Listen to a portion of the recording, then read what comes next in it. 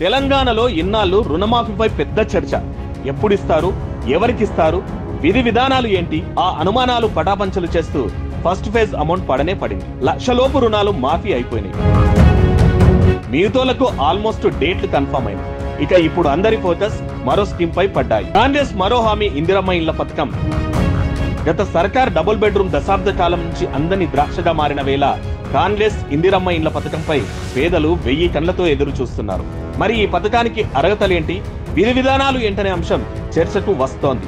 అయితే ఈ విషయంలో లబ్ధిదారుడికి పూర్తి స్వేచ్ఛ ఉంటుందని మాట గట్టిగా వినిపిస్తోంది.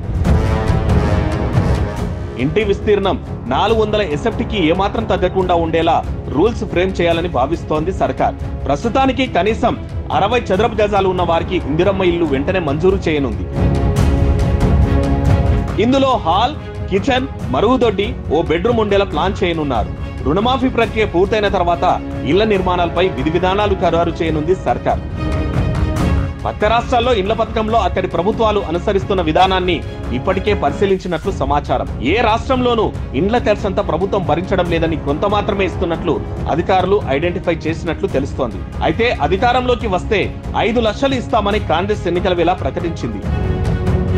ఆ మాటతో ఒక్కో ఇంటికి 5 లక్షల రూపాయలు ఇవ్వాల్సి ఉంది. ఇప్పటికే అమలవుతున్న ప్రధానమంత్రి ఆవాస్ యోజన పథకంలో 300 ఎస్ఎఫ్టీ కంటే తక్కువ ఉన్న ఇళ్లకు నిధులు మంజూరు చేయడం లేదు. దానికంటే ఎక్కువ ఉంటేనే నిధులు ఇస్తున్నారు. అందుకే రేవంత్ సర్కార్ 400 చదరపు అడుగుల బెంచ్ మార్క్ ను సెట్ చేస్తోందట. గత బీఆర్ఎస్ ప్రభుత్వం డబుల్ బెడ్రూమ్ పేరుతో 560 ఎస్ఎఫ్టీ స్థలాన్ని నిర్ధారించింది. అంత ప్లేస్ లో ఇండ్లు నిర్మించి ఇవ్వాలంటే ప్రభుత్వంపై ఆర్థిక భారం భారీగా పడనుంది. అందుకే కేంద్ర ప్రభుత్వ విధి విధానాలను పరిగణలోకి తీసుకొని రాష్ట్ర ప్రజల అభిప్రాయం ప్రకారం మధ్యస్థంగా విధి విధానాలు ఖరారు చేయనున్నారు. పట్టణ గ్రామీణ ప్రాంతాల్లో కూడా ఒకే విధానం అమలు చేయాలని భావిస్తోంది సర్కార్.